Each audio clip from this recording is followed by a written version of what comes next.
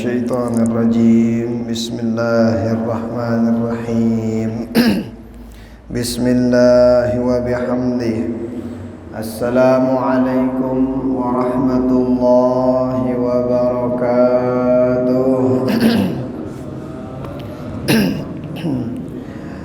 الحمد لله والصلاة والسلام على سيدنا رسول الله محمد بن عبد الله وعلى آله وأصحابه ومن والاه ولا حول ولا قوة إلا بالله أشهد أن لا إله إلا الله وحده لا شريك له وأشهد أن سيدنا ومولانا محمدا عبده ورسوله لا نبي بعده اللهم صل على سيدنا محمد بن عبد الله القائم بحقوق الله ما ضاقت إلا وفرجها الله رب اشرح لي صدري ويسر لي أمري واحلل عقدة من لساني يفقه قولي أما بعد.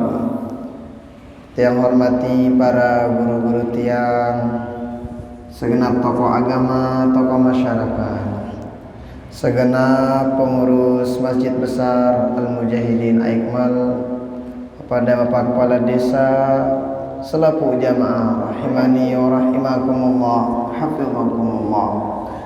Alhamdulillah wa syukurulillah. Kita bersyukur pada Allah Subhanahu wa taala pada malam hari ini kembali kita diizinkan oleh Allah demen kita masih hadir pengajian. Itu nikmat yang sangat luar biasa. Jadi salah satu nikmat yang kalau itu dicabut oleh Allah Ta'ala, itu nikmat yang lain merasa kurang. Mungkin dengan amuna kalau misalnya ada orang yang masih nggak enak makan, tenang, masih ada infus. Tapi kalau ada orang udah nggak enak ngerjain amal soleh, nggak enak sholat, dinamai ngaji nggak enak, semuanya nggak enak, maka itu banyak nikmat yang Allah sudah cabut dari orang tersebut. Kenapa Bapak Ibu tiang? Karena kata para ulama, di antara sesuatu dua perkara yang bikin hati tenang. Satu, hadir majelis taklim, hati tenang. Kedua, memandang wajah para ulama, bikin hati tenang. Ini ketenangan gak bisa dibeli pakai uang, enggak. Ini ketenangan mau dicari kemana aja susah nyarinya. Maka yang dapat semua itu kata para ulama diantaranya dua tadi. Orang yang gemar hadir majelis taklim sama yang gemar memandang wajah para ulama. Kenapa? Karena memandang wajah para ulama itu bakalan mendatangkan kasih sayang, mendatangkan rahmat dari Allah Subhanahu wa taala. Makanya dulu para sahabat ketika mengaji di hadapan baginda Rasul, itu bija-bija beliau dibawa ikut pengajian.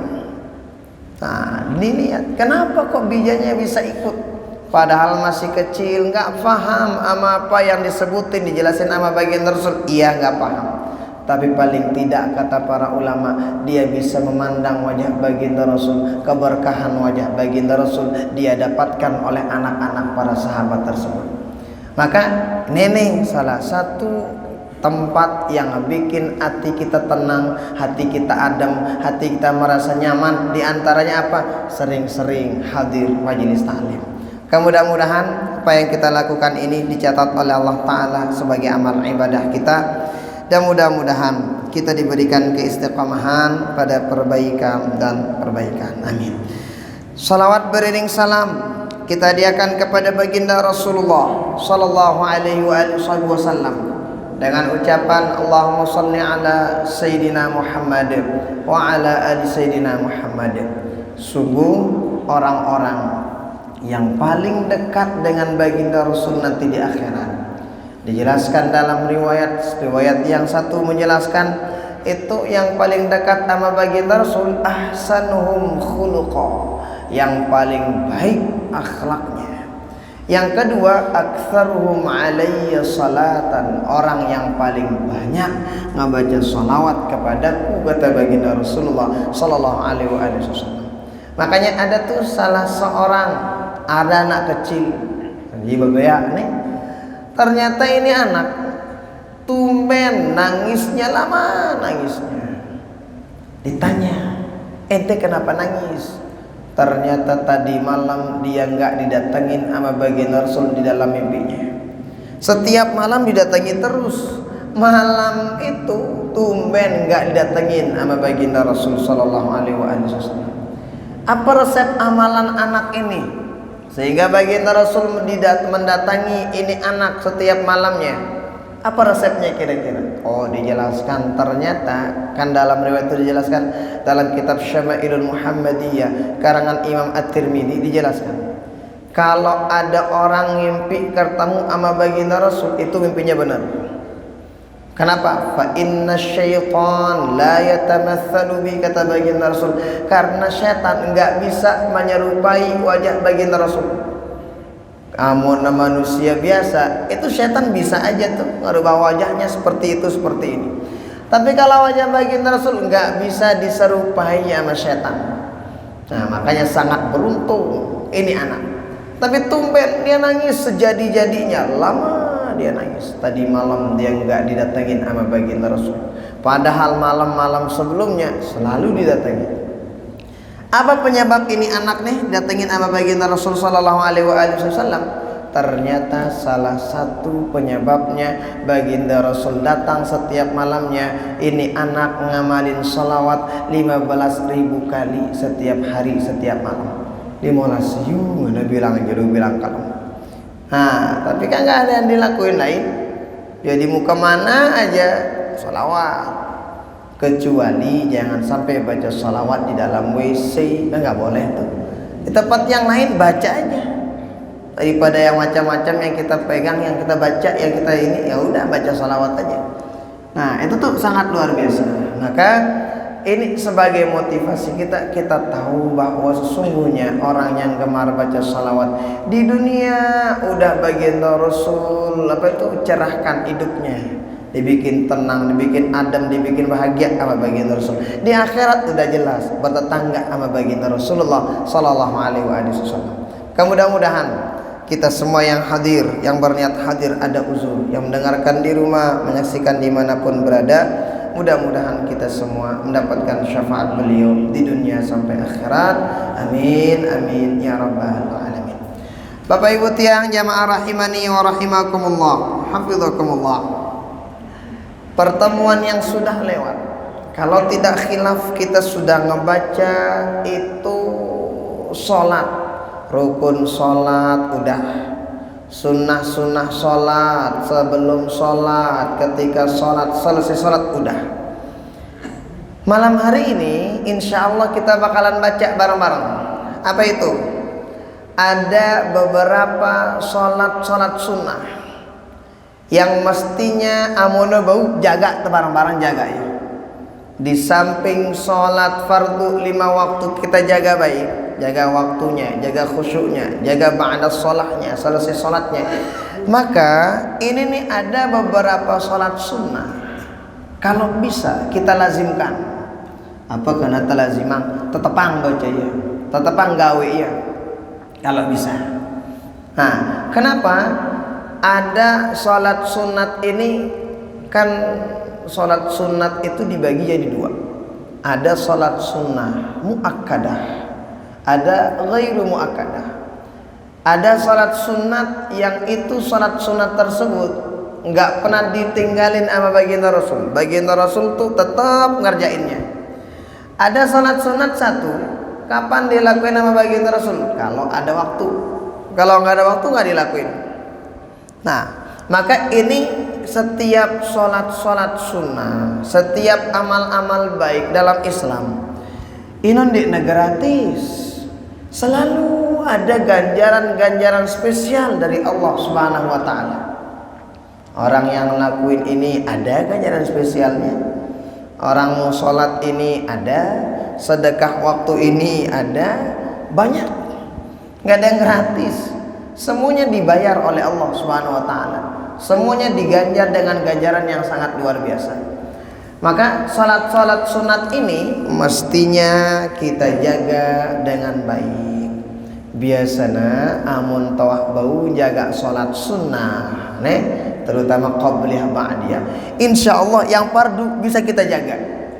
Kenapa? Karena yang sunat aja takut kita ketinggalan, apalagi yang fardu. Maka kalau orang udah tahu keutamaan qabliyah ba'diyah ini, dia jaga tuh semuanya, insya Allah. Apalagi yang fardu pasti dijaga. Karena ada dengan dia waktu itu sembahyang, wah piran-piran, boleh silakan. Nah, nggak apa-apa. Hanya saja keutamaan itu penting untuk kita ketahui bareng-bareng. Maka ini ada beberapa sholat sunat yang ini nih, di samping tetap dilakuin sama baginda Rasul, ternyata di akhirat juga pahalanya luar biasa. Nah, mana di antaranya? Nih ada an Ummi Habibah Ramlah binti Abi Sufyan radhiyallahu taala anhuma wa ardahuma qalat sami'tu Rasulullah sallallahu alaihi wa alihi wasallam yaqul ma min 'abdin muslimin yusalli lillahi ta'ala في كل يوم 12 ركعة تطوعا غير فريضة إلا بنى الله تعالى له بيتا في الجنة أو إلا بني له بيت في الجنة. Dalam riwayat Imam Muslim, Imam Abu Dawud, Imam Nasai, At-Tirmidzi, Imam Abu Dawud dijelaskan ada 12 salat sunat. Siapa saja yang terus menerus menjaganya, ini salat sunat nih, salat sunat rawatib, qabliyah ba'diyah, salat sunat sebelum salat fardu dan setelah salat fardu. Berapa rakaat? 12. Nah, jadi kalau kita hitung nih, jaga yang 12 ini, ada yang 17, berarti 12 17 udah 29. Itu kan dijelaskan sama para ulama yang pantas masuk surga melalui babus sholah. Karena nanti di akhirat pintu-pintu surga beda-beda. Ada yang gemar sedekah masuk surga lewat pintu sedekah. Ada yang gemar taklim ngaji masuk surga lewat pintu ngaji. Ada yang gemar sholat sunat masuk surga melalui sholat sunat.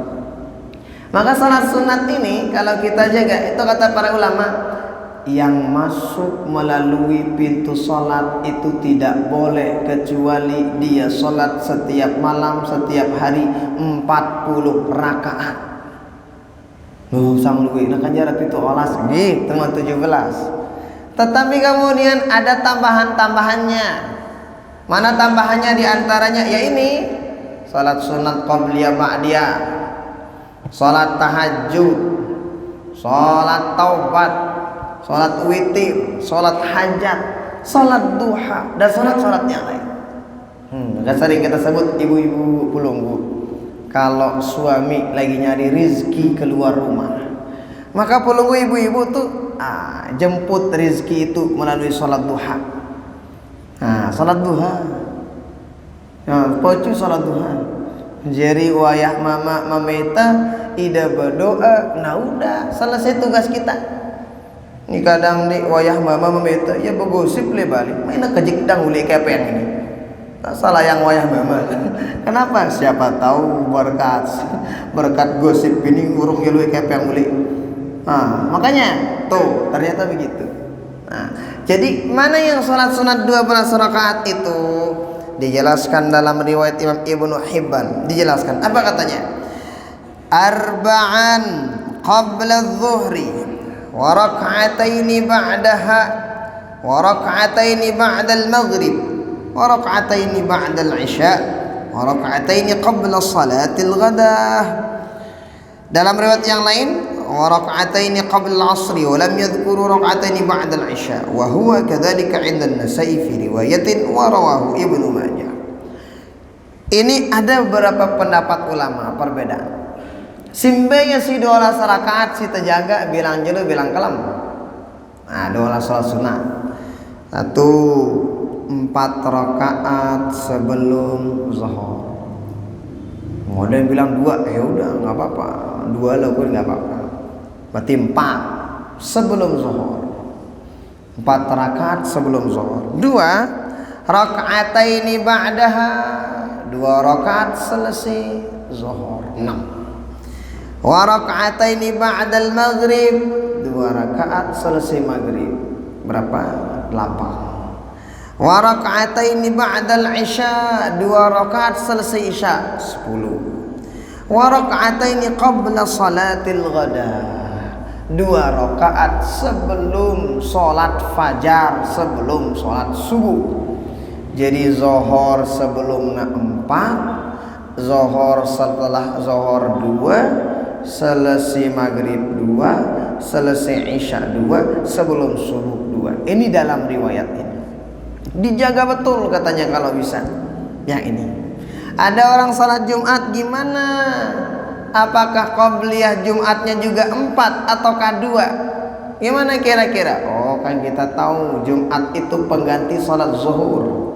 Al-badal ala hukmil badil. Jadi bapada so. Jadi amuna zuhur sino kita lakuin 4 rakaat, maka qabliyah Jumat gawe 4 nah amuna ra kesempatan ta. Kalau nggak ada sempat ya udah nggak apa-apa.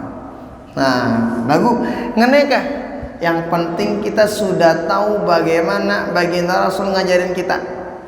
Jadi salat-salat sunat yang kita lakuin sekarang ini karcis masuk surga dan karcis masuk pada tempat surga nanti udah khusus dibuatkan rumah oleh Allah Subhanahu wa taala bagi siapa saja yang menjaga salat-salat sunat ini.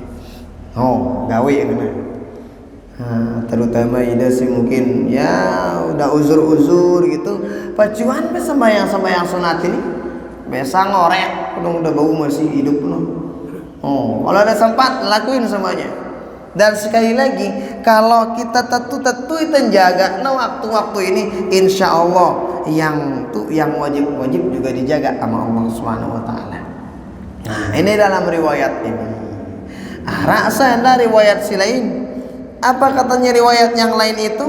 Setelah isya enggak disebut, yang disebut sebelum asar. Yuk kan dia disebut qabliyah maghrib. Kok nggak disebut qabliyah isya? Kok nggak disebut misalnya apa ngono? Kenapa kira-kira nggak disebut? Nah sekali lagi ini sholat sunnah yang gemar, yang sering dilakuin sama baginda Rasul. Seolah-olah kalau bisa kita sebut baginda Rasul jarang ninggalinnya. Itu namanya sholat sunnah muakkadah. Sholat sunat yang gemar dan sering jarang sekali ditinggalkan oleh baginda Rasulullah Sallallahu Alaihi Wasallam. Ini ya. Maka salat-salat yang ini selain jadi penambal bagi kekurangan khusyuk, kekurangan salat fardu, ini juga ternyata diganjar oleh Allah Subhanahu Wa Taala dengan pahala yang sangat luar biasa. Yo ada juga kan qabliyah asar, lain malik mu'tah. Ada orang ngerjain qabliyah asar 2 rakaat, sila. Ada sempat waktu 4 rakaat, oh sila. Ada orang ba'da isya 2 rakaat, iya nggak apa-apa. Yang 4 rakaat bisa. Tetapi nanti beda-beda pahalanya dari Allah Subhanahu Wa Taala. Nah, ini jadi motivasi dari baginda Rasul Sallallahu Alaihi Wasallam supaya apa? Agan tabau jaga salat sunat nilai bagus kita jaga. Bagaimana misalnya ada orang nggak sempat salat qabliyah subuh, misal agak telatan mungkin waktu itu dia bangun, tiba-tiba setelah itu ternyata ini orang ternyata udah kamat atau baru nyampe masjid langsung iqamah. Gimana dia belum qabliyah subuh? Apakah bau ke norek ke julu qabliyah subuh no? Ampun sembahyang subuh. Karena mungkin dia tahu lah mun ini imam jebilu ayat ini kan. Ngorek ke qabliyah subuh julu. Mana yang lebih cakep? Apakah itu dulu dilakuin ataukah nanti aja diqadha selesai salat fardu? Lebih bagusnya nanti diqadha selesai salat fardu atau ketika salat duha atau ketika salat isyraq. Qadha boleh. Emang ada dalilnya? Ada dalilnya. Bahkan dalam kitab Al-Isyraqat As-Saniyah, syarah dari Asy-Syama'ilul Muhammadiyah, Baginda Rasul kan setiap malam itu baginda Nabi setiap malam sholat tahajud 11 rakaat. Lalu 11 rakaat beliau sama witirnya beda sama kita. Oh, beda. Baginda Nabi juga belu-belu ayatnya. Baik aja dia ngumi-ngumi wal asri selesai wah. Yasin jari wah ini. Yasin doang nak kena belu-belu alu. Boleh. Nah, itu ternyata baginda Rasulullah SAW setiap malam sholat beliau 11 rakaat. Dan dijelaskan Sayyidah Aisyah bilang seandainya baginda Rasul sopok malam dek sempat salat tahajud, maka beliau biasanya mengganti tahajud tersebut dengan sholat di siang hari berapa rakaat? 12 rakaat setiap hari ketika kemungkinan pada malam itu tidak bisa beliau sholat tahajud, mungkin karena kecapean dari pergi peperangan telat nulis nggak sempat tahajud, diganti sama beliau kapan? Besoknya dengan sholat sunat 12 rakaat. Bahkan dalam kitab At-Tajridus Sharih, dia dalam kitab At-Tajridus Sharih dan kitabnya itu di sana pernah suatu waktu baginda Rasul Sallallahu Alaihi Wasallam ya yang namanya orang perang, ya ada satu disuruh jaga, Bilal ente jaga. Nanti bangunin kita ketika sholat subuh. Bilal kan muazzinnya baginda Rasul.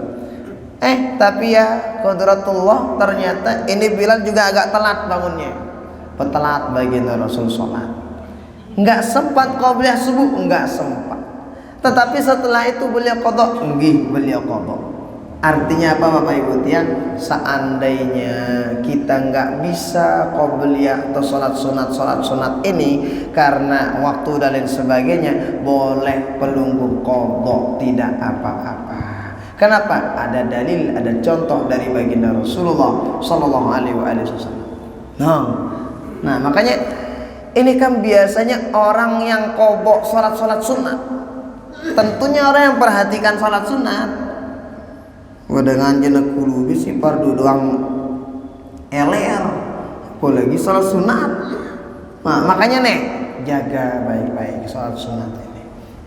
Jaga ya ada yang kan 4 rakaat sebelum zuhur, 2 rakaat selesai zuhur, 2 rakaat selesai maghrib, 2 rakaat selesai isya, 2 rakaat sebelum subuh. Dijaga baik, maka Allah bakalan jaga kita. Setelah itu bukan sekadar dijaga sama Allah Ta'ala, disiapin sama Allah Ta'ala. Apa disiapin? Surga bagi orang-orang yang menjaga sholat qabliyah dan ba'diyah ini. Ini hebat. Ini secara umum Bapak Ibu ya. Ini secara umum ini. Nah, lagi diperjelas di sini. Apa kata tene? At-targhibu fil muhafadhati ala raka'ataini qabla subhi. Nah, kira-kira tadi disebutin salah satu di antara salat sunnah, yang dimana salat sunnah yang gemar dilakuin sama baginda Rasulullah Sallallahu Alaihi Wasallam itu salat sunnah qabliyah subuh. Nengkane khusus dibaca disebutin dalam riwayat apa doang mau dengan girang sembayang qabliyah subuh. Apa jadi dapetin? Kita sering tahu nih, sering dengar nih. Dan tapi ada banyak riwayat-riwayat yang lain sebagai motivasi kita lah supaya benar-benar kita jaga qabliyah subuh. Seperti yang tadi, kalau orang udah bisa ngejaga qabliyah subuhnya, insya Allah sholat subuh itu pasti terjaga endah. Pasti terjaga. Makanya kadang kalau kita udah tahu gitu gimana kait ke fadilah, keutamaan orang sholat sunat, kok kayaknya ada yang kurang kalau nggak bisa ngelakuinnya. Menuju insya Allah idap di sini. Nah, apa katanya di sini? An Aisyah radhiyallahu taala anha wa ardhaha, an Nabi sallallahu alaihi wasallam qala, raka'at al-fajr khairun min ad-dunya wa ma fiha.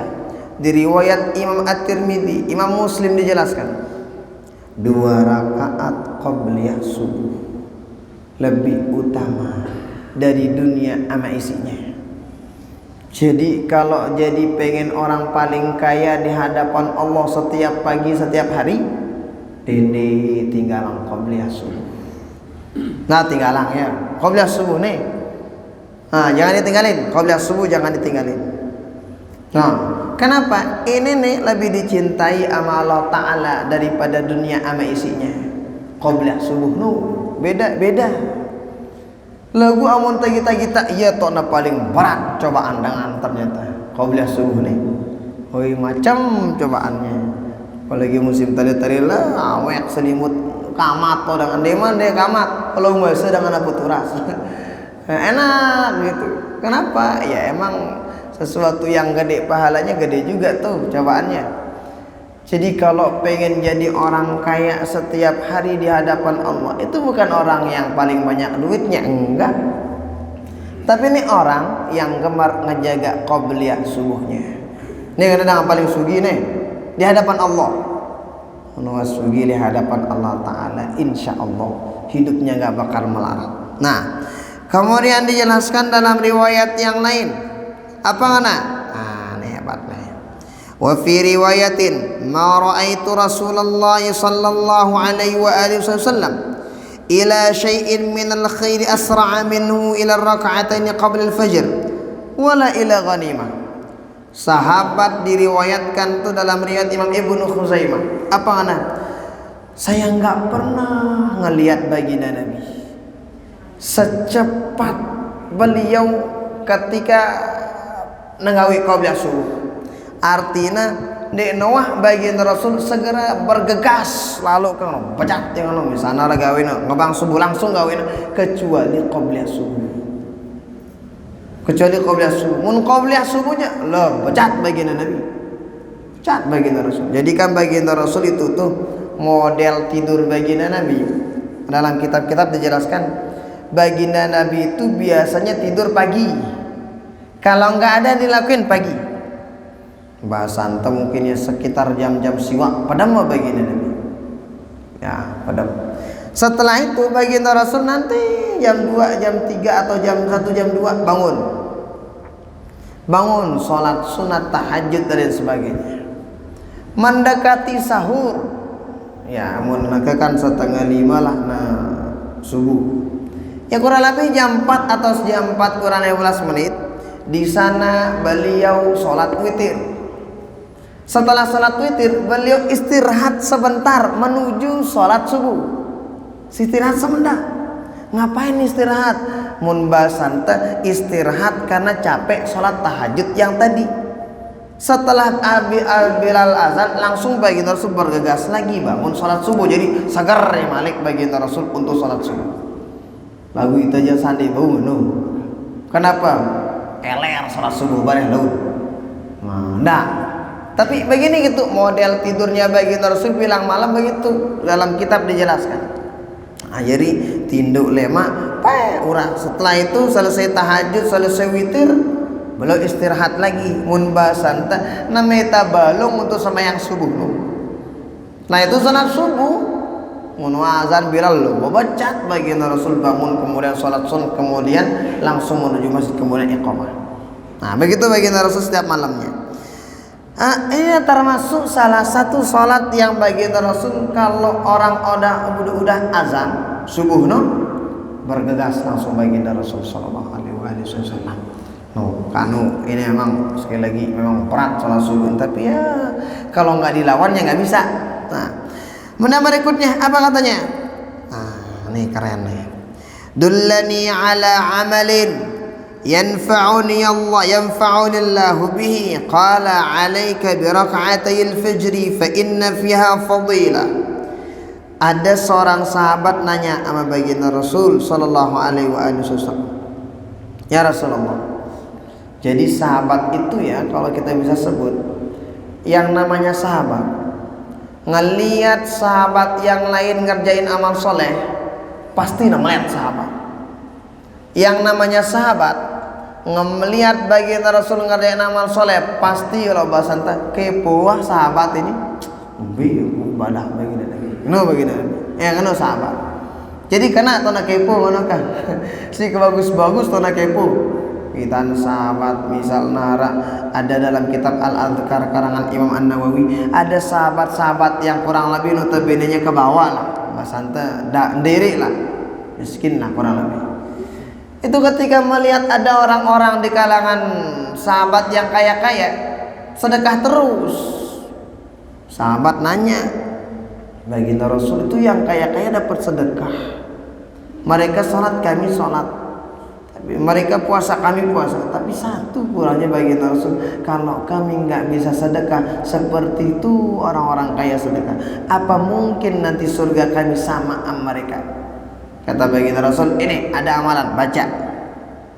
Artinya apa Bapak Ibu tiang? Amonara sahabat siruan tadahna gawe pohoyan bagus, sahabat yang lain nggak pernah merasa ketinggalan, nggak pernah merasa melihat doang gawe mana, dan mele ketinggalan.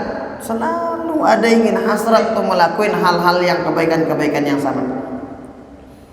Sayyidina Umar dulu ketika waktu itu Sayyidina Umar ada panggilan perang, itu ternyata Sayyidina Umar yang disodakokan setengah dari hartanya.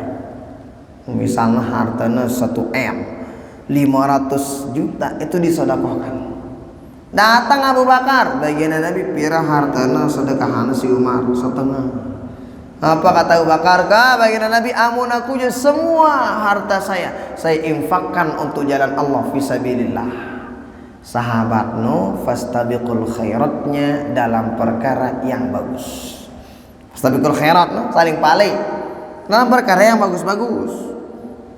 Termasuklah ini kurang lebih baginda Rasul sallallahu alaihi wasallam dilihat para sahabat gawe qobliyah subuh, ternyata sahabat juga pengen ngerjain qobliyah subuh. Keutamanya hebat tuh, luar biasa. Mana diantaranya? Nih dijelasin. Yang alaika bi rak'atayil fajri, ada orang datang sama baginda Rasul, baginda Nabi, tunjukin saya amalan yang dimana amal tersebut bermanfaat dan dimanfaatkan oleh Allah untukku nanti di akhirat dan di dunia. Ini ngendeng resep ini sahabat. Kira-kira ada nggak amalan yang bermanfaat untuk saya? Apa kata baginda Rasul? Alaika bi rak'atayil fajri fa inna fiha fadilah. Nak kejaga bahasa toyana. Ini jaga. Mana yang dijaga? Alaika bi rak'atayil fajri. Nah lupa gawe qobliyah subuh. Fa inna fiha fadilah, karena li qobliyah subuh itu luwe keutamaan yang beda daripada salat yang lain. Gak didapetin di salat sunat qobliyah zuhur, qobliyah asar, qobliyah maghrib, qobliyah isya, gak didapetin. Apa katanya di sini?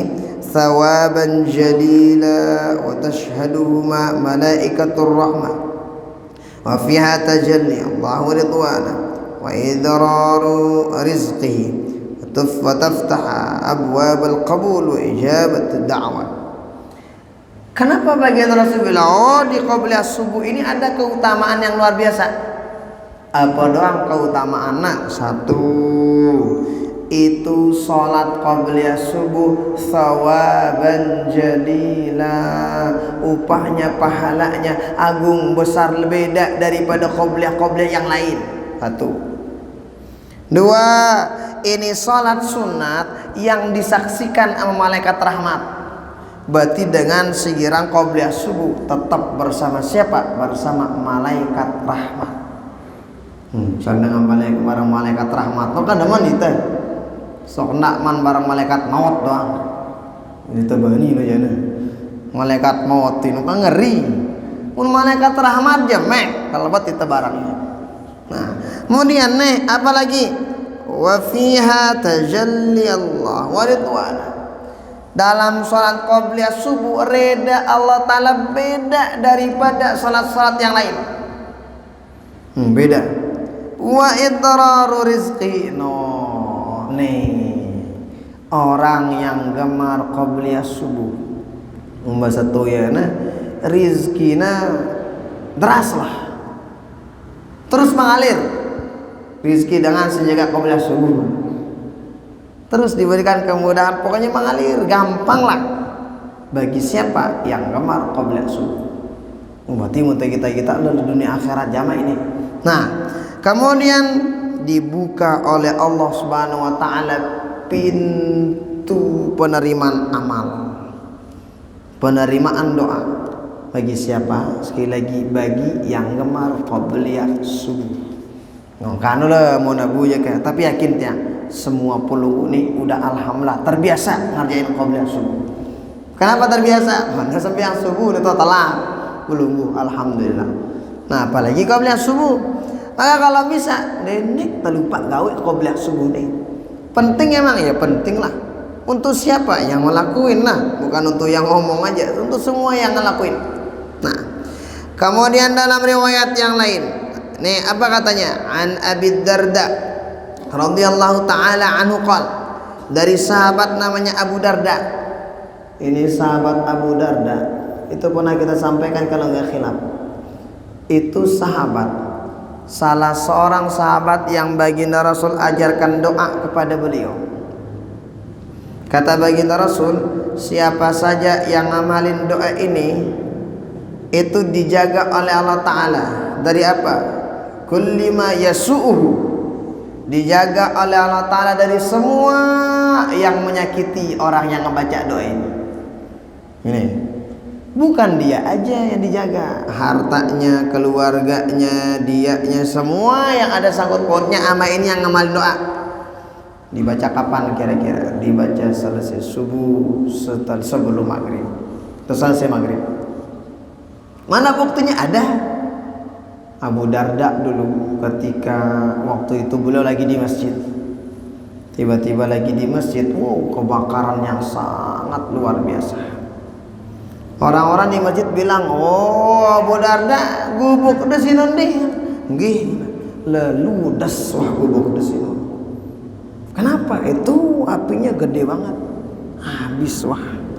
Apa kata Abu Darda? Lah, enggak percaya saya, kata Abu Darda.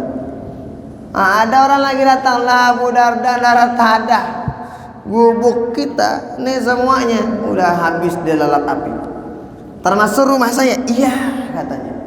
Apa kata Abu Darda? Lah, ini ku percaya orang Abu Darda ini. Nggak percaya beliau. Nah, setelah itu ternyata datang lagi. Ini aja tetangga Abu Darda ini datang. Tetangga Abu Darda yang datang, Abu Darda darah tada. Woi, wah balente si api. Abu Darda tetap tenang. Dinulak beno, tatuke, diulak. Setelah itu ternyata benar. Setelah itu ternyata Abu Darda enggak kok. Rumah saya aman-aman aja, santai. Dia udah percaya ke ngana? Enggak percaya. Ya udah, sekarang ini kita bertiga sama saya berempat, ayo kita ke rumah saya. Kita lihat apakah ada di antara mun basanta arak kira-kira pucuk bali ini si dia sekali. Ternyata dilihat, benar itu kebakaran gede banget.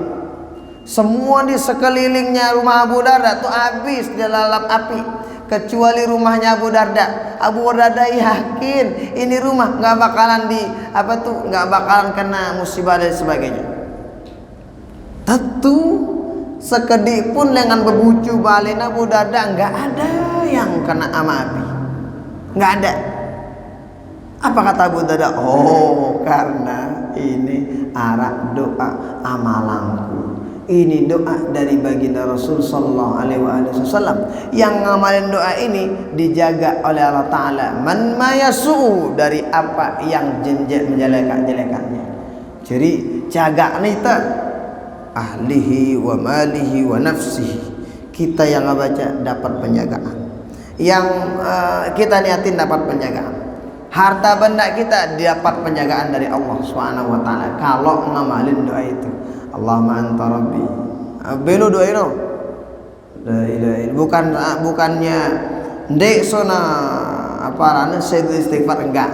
Cuman dia ini memang Allahumma anta rabbi jadi awalnya. Jadi lumayan panjang. Itu diamalin sama Abu Darda. Diamalin sama Abu Darda. Kenapa kita sebut ini lengan beliau nih hadisnya?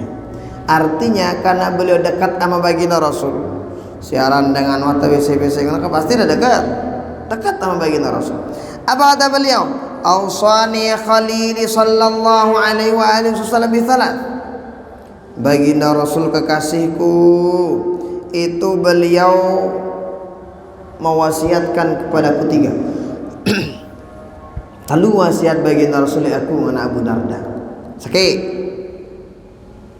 Bisawmi thalathati ayyamin fi kulli syahrin. Puasa 3 hari setiap bulan. Puasa parah nih, puasa ayyamul bid. Aranda ayyamus sauda arana ayyamus saud. Ino tanggal-tanggal sinena arak bulan tiup nu basanta. Telu jelu bilang ulang. Apa katanya nih? Siapa saja yang sholat puasa sunat 3 hari setiap bulan, maka dia tak ubahnya seperti puasa full bulan sinu sebulan.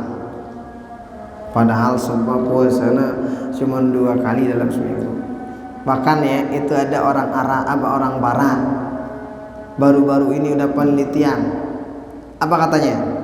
Di antara yang nyebabin orang sehat jarang kena penyakit, apa katanya?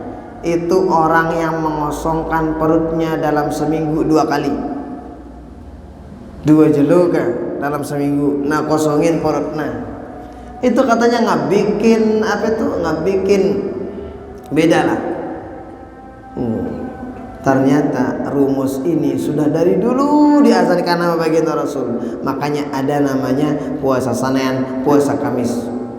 Undang gambar baru teh. Baginda Rasul udah 14 abad yang udah lewat, udah baginda Rasul ajarkan kepada kita. Maka resep-resep yang begini nih insyaallah luar biasa. Kedua, wal witri qabla an-naum. Yang kedua pesan baginda Rasul kepadaku, kata beliau, itu jangan sampai lupa witirnya sebelum tidur. Ini bagi orang yang mungkin takut nggak bakalan bangun nantinya ketika sholat tahajud. Amun kebiasaan Anda sampai yang tahajud jangan diakhirkan menjadi penutup sholat malam sholat witirnya itu lebih bagus. Berikutnya wa raka'atayil fajri. Sampai Abu Darda diberikan oleh baginda Rasul sallallahu alaihi wasallam wasiat. Di antara wasiat beliau apa? Ngejaga qobliyah subuh. Secara wasiatnya penting pun pada kita si baginda Nabi. Kalau nggak penting ngapain? Untuk wasiat nggak jelas. Tapi ini penting. Satu di antara sekali lagi puasa 3 hari setiap bulan. 3 hari setiap bulan. Tanggal 13, 14, 15 bulan atas. Yang kedua witir sebelum tidur. Kan tahu tak kan? Kalau witir sebelum tidur maka nanti nggak usah witir lagi selesai tahajud. Kemudian terakhir wa raka'atayil fajri. Jangan lupa kata baginda Rasul jaga qabliyah subuh 2 rakaat. Ini pesan-pesan dari baginda Rasulullah sallallahu alaihi wasallam. Maka sekali lagi kita mestinya bekah tadeng-adeng. Kita usahakan diri kita ngejaga salat-salat sunat. Di samping yang wajib kita wajib jaga, ini salat sunat ini ternyata penting untuk barang-barang jaga. Supaya orang tuh kalau udah biasa ngelakuinnya insyaallah kami idapna. Maka yang begini-begini ini nih tabu gawe ya. Kita usahakan bisalah kita lakuin. Wara basanan maghfurlah Syekh Hasan Muhammad Al-Masyatta, yang namanya orang ngamalin ilmu sekalipun sekali seumur hidup, yang penting amalan ilmunya dapat dalam kategori au ilmin yuntafa'u bihi, orang yang ngamalin ilmunya. Dah karena sekali teguhan amalan udah masuk dalam kategori ini. Jadi ini nih kurang lebih di antara sholat-sholat sunat yang mungkin ada baiknya untuk kita barang-barang terjaga ya dengan menggagah. Sholat sunat bukan jadi wajib, benar sholat sunat. nggak ada yang wajib karena itu salat sunat. Tetapi sekali lagi supaya jadi motivasi entah barang-barang bahkan baginda Rasul aja ngasih kita motivasi, ini pahalanya, ini pahalanya. Maka kita juga nih jangan lupa kita jaga perkara-perkara tersebut. Ini diperintahkan oleh baginda Rasul. Ya penting apa sampai tamang dalam hadis, sampai dimasukin sama para ulama di kitab, itu penting banget. Nah gitu para nabi. Nah insya Allah sampai di sini dulu untuk malam hari ini. Sangat ada tanah. Fadhal. Waalaikumsalam. Tadi disebutkan yang paling bagus yang 12 rakaat sholat sunatnya. Dan biasanya kalau kita udah biasa sholat qabliyah subuh itu nggak hampa kalau kita nggak dapat. Nah pertanyaan yang apa boleh kita sholat qabliyah subuh dulu di rumah baru kita ke masjid? Kadang-kadang kalau agak jauh kan kita mau ngejar ke masjid, kita telat nggak dapat kita qabliyahnya. Apa bisa boleh nggak kita qabliyahnya di rumah subuh itu, kemudian nanti kita sampai di masjid kita langsung sholat subuh? Yang kedua Ustaz, tadi dijelaskan bahwa untuk qabliyah zuhur itu 4 rakaat. Tapi kalau kadang-kadang kita waktu kepepet dapatnya 2, boleh enggak kita nanti di ba'diyahnya kita pakai 4 rakaat? Oke, bismillah. Pertanyaan pertama, apakah boleh sholat sunnah termasuk qabliyah subuh itu kita lakuin di rumah? Kanggo pendi sembahyang qabliyah subuh balik. Atau mungkin sholat sunat yang lain lah, qabliyah zuhur, qabliyah asar, qabliyah maghrib, qabliyah isya misal, dilakuin di rumah. Apakah boleh apa tidak? Masalah boleh dan tidak bolehnya boleh. Bahkan baginda Rasul sallallahu alaihi wasallam itu kalau sholat sunat beliau lebih banyak sholat sunatnya di rumah. Nah, kalau yang sholat fardu yang menurut para ulama lebih baik banyak yang ngelihat kita. Lagu ndik teriak enggak. Supaya kalau ada orang naik, wah sembayang, wah anu kita kemudian orang kita. Itu kalau salat fardu. Tapi kalau salat sunat ini lebih menjaga hati, itu lebih baik mun basantanu taduk ataupun di rumah. Boleh. Kecuali misal di suatu tempat itu nggak ada orang yang tahu sholat duha, qabliyah subuh, ba'diyah zuhur, nggak ada yang tahu, maka kita sholatnya di masjid. Ngapain? Sekalian ngajar orang yang belum tahu itu sholat apa. Boleh anak-anak, boleh. Nah itu lebih baik kalau modelnya seperti ini. Nah bukan namun ini kan kalau anda dan makan.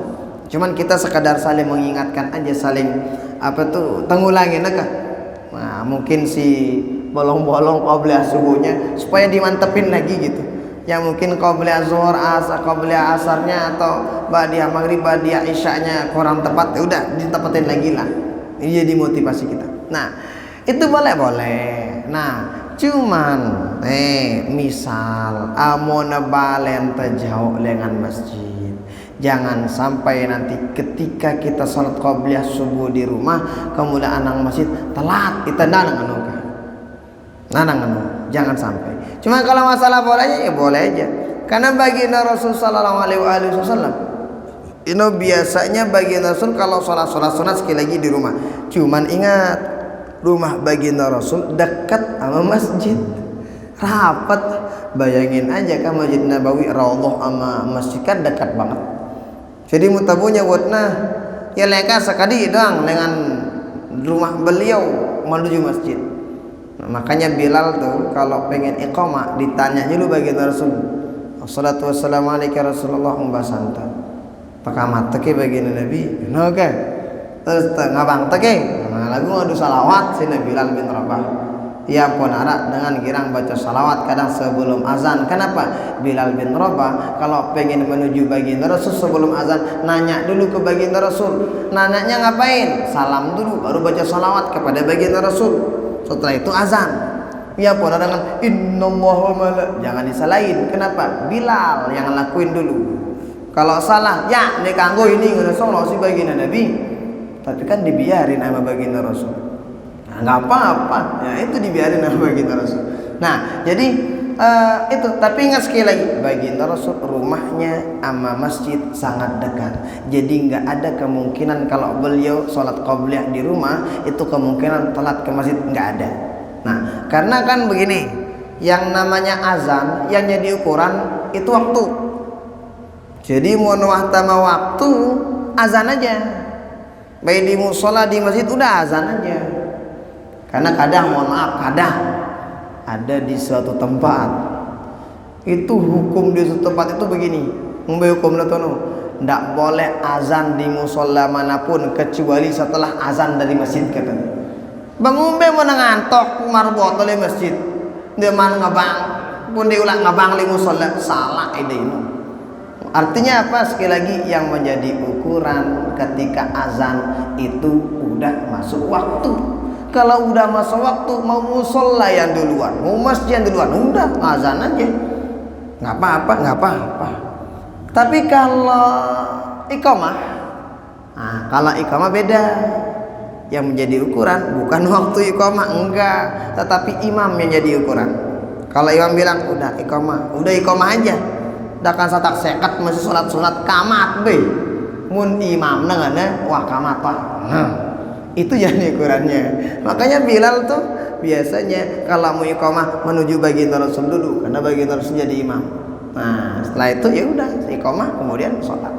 Nah, begitu kurang lebih. Jadi kanggo ya kanggo, tapi dengan catatan amun abuja jangan sampai kita ketinggalan sholat fardu subuh yang luar biasa keutamaan jamaahnya. Karena ya paling boy pahala sholat jamaah diantaranya pahala sholat jamaah di waktu subuh. Nah, kedua, boleh nggak kita sholat ba'diyah zuhur 4 rakaat? Kenapa? Tadi qobliyah zuhurnya kita ketinggalan, misalnya ada 2 rakaat mutenggawe ya. Kanggo ke kira-kira tempat rakaat qobliyah ba'diyah zuhur boleh. Bahkan nanti di sini boleh. Nanti di sini ada keutamaan tersendiri. Qobliyah zuhur 2 rakaat nih mau qobliyah zuhur 4 rakaat ini dapetin. Ba'diyah zuhur 2 rakaat ada beda. Ba'diyah zuhur 4 rakaat lebih keren lagi. Jadi apa dong niatnya sih ngonek misalnya apa ba'diyah zuhur yang 4 rakaat gimana niat kita? Boleh perlu niatin qadha untuk qobliyah zuhurnya atau boleh diniatin sebagai ba'diyah zuhur yang 4 rakaat tidak apa-apa. Lalu kan di taman sampai itu. Ada nggak riwayatnya? Ada, serius. Jadi qobliyah asar itu ada bilang 4, ada yang bilang 2. Ada di riwayat. Ba'diyah isya ada yang 2, ada yang 4. Itu yang ngelakuin 4 rakaat itu sangat luar biasa keutamaannya. Nanti di sini ada.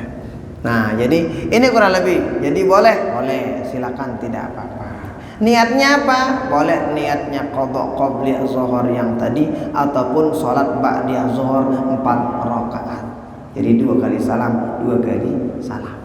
Nah, ini kurang lebih insyaallah kita lanjutkan pada pertemuan-pertemuan berikutnya insyaallah. Adanallahu iyyakum ajmain. Kita bacakan Fatihah kepada pengarang kitab, kedua orang tua kita selepu dengan taat, guru-guru dan murid-murid kita semua yang pernah tutupan ini setelah yang pernah berjasa kepada kita, kemudian yang pernah berbuat baik kepada kita, orang-orang semua pengurus masjid kita, semua jamaah kita, kepada kita, keluarga kita, wa ila hadratin Nabi. Al-Fatihah.